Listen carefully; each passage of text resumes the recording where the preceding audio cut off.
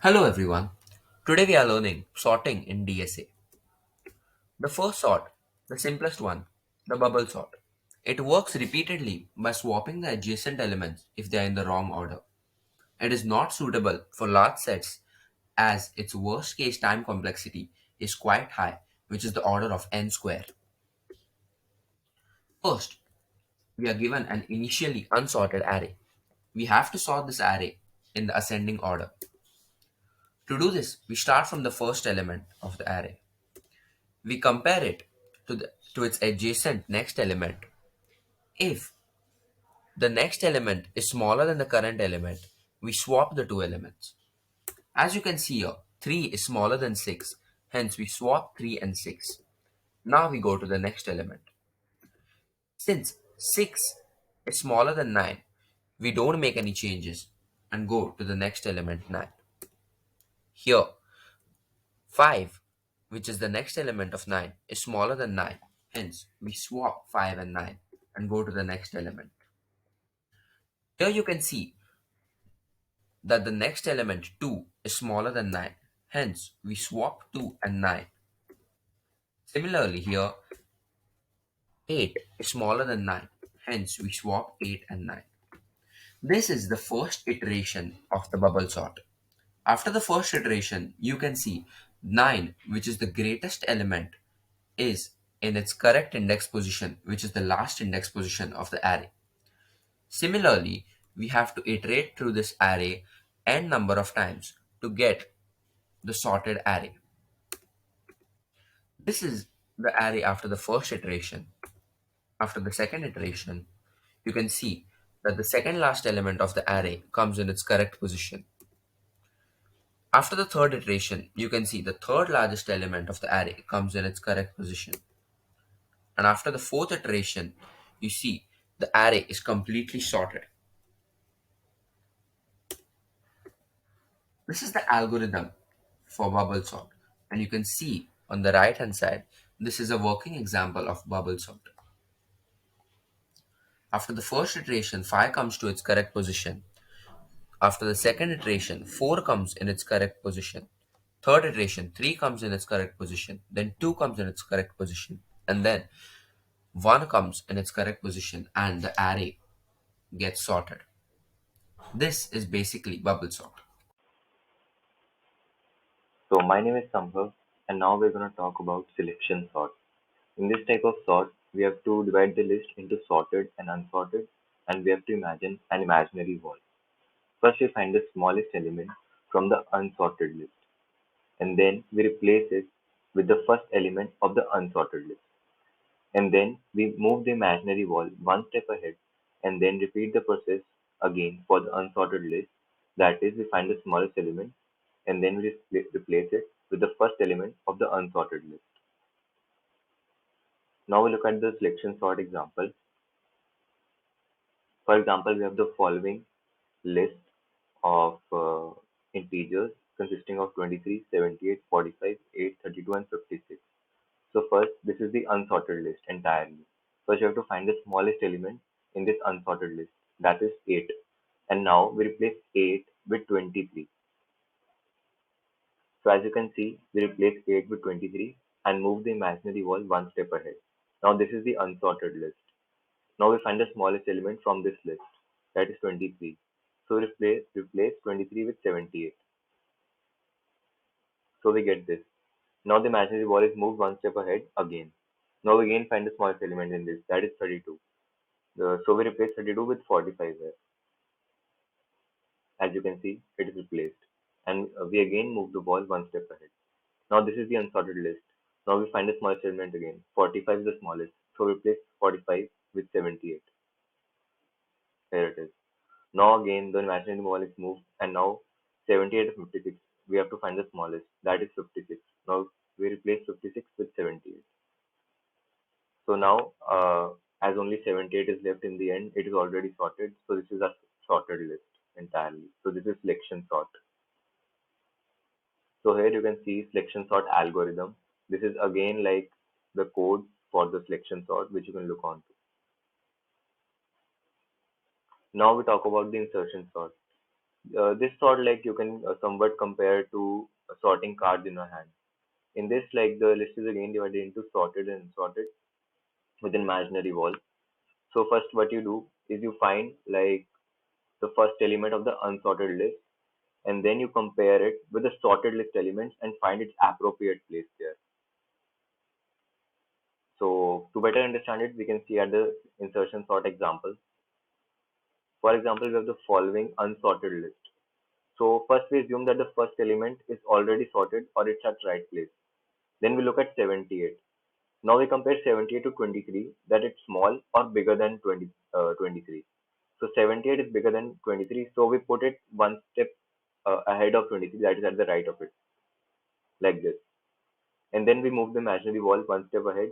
And then again, in the unsorted list, we find the first element, that is 45. And we compare it to 78, whether it's small or bigger than 78. So 45 is smaller than 78, so it goes towards the left of 78. Then we compare it to 23. Now 45 is bigger than 23, so it comes at the right of 23. So it will be in between 23 and 78. Here it is. So now we move the imaginary wall one step ahead again. Now we look at 8. 8 is again smaller than 78, so at the left of it. Then compare with 45, it's again smaller, so left of it. Then 23, it's again smaller, so left of it. So it will come at the first position. Here it is. So now looking at 23, or not 23, sorry, 32, we compare it to 78. It's again smaller than 78, so left of it. Now we compare it to 45. It's again smaller, so at the left of it. Now 23. It's bigger than that, so it comes at the right of 23. Now we don't have to compare anymore. It comes between 23 and 45. So here it is. And now 56. 56 again is smaller than 78, so it comes left of it. Then it's bigger than 45, so it's come right of it. So it comes between 45 and 78. So this is your sorted list using insertion sort. So here you can see the insertion sort algorithm. It's like the code for the insertion sort. You can look onto it. Thank you. Now we come to one of the most important sorting algorithms, the merge sort. It is based on the divide and conquer technique. The array is initially divided into two equal halves and then they are combined in a sorted manner. This sorting technique is quite important since its time complexity is low. It is the order of n log n. First, we are given an unsorted array and we have to sort this array in the ascending order. Sorting an array of length 6 may seem quite difficult. So, we divide this array into two arrays of size 3. Sorting array of size 3 is simpler than sorting an array of size 6. We again divide these arrays into two equal halves. Since sorting array of size 2 is easier than sorting an array of size 3. The simplest array to sort is an array of size 1. Since it has only one element, it is already sorted. Hence, we again divide these arrays into arrays of size 1. Now, as you can see, the six arrays here are already sorted. Here, the divide part of the merge sort is complete. Now, we have to combine all these individual arrays in a sorted order. First, we take the 3 and 6 and combine them in the sorted order. And we similarly take the 5 and 2 and combine them in the sorted order. Now we have two sorted arrays and four total arrays. Now we come to the left side and take 3, 6, and 9 and combine them in the sorted order. Similarly, we combine 2, 5, and 8 in the sorted order. Now we are left with two arrays. We have to combine both these arrays in the sorted order. And this is the sorted array. This may seem quite difficult, but it is one of the fastest sorts in DSA. Each step takes log n time. Since there are n elements, the total time complexity becomes n log n. Thank you. Now we come to another very important sorting algorithm, the quicksort. Here, we pick up an element as a pivot from the given array and we partition the array around the picked pivot. All the elements more than and less than the pivot are separated. Array is divided again till it further cannot be divided. In this sort, you'll come across two terms, pivot and partition. Pivot is the element around which the quicksort happens. Partition is the separation of elements around the picked pivot. Initially, we are given an unsorted array, which we have to sort in the ascending order. First, we take the last element as the pivot. Now, all the elements greater than the pivot are kept on the right hand side of the pivot, and all the elements lesser than the pivot are kept on the left hand side of the pivot. We split the array. After doing this, we get the correct position of the pivot. Now, we repeat these steps for all the remaining arrays. As you can see, there's an array on the left hand side. We take the last element as the pivot, which is 2. All the elements smaller than 2 are kept on the left hand side of 2, and all elements greater than 2 are kept on the right hand side of 2. Now we get the correct position of 2. In this array, again, we take the last element as the pivot. All elements greater than the pivot are kept on the right hand side, and all elements lesser than the pivot are kept on the left hand side. Now, since the array is not further divided, we have all the correct positions of all the elements.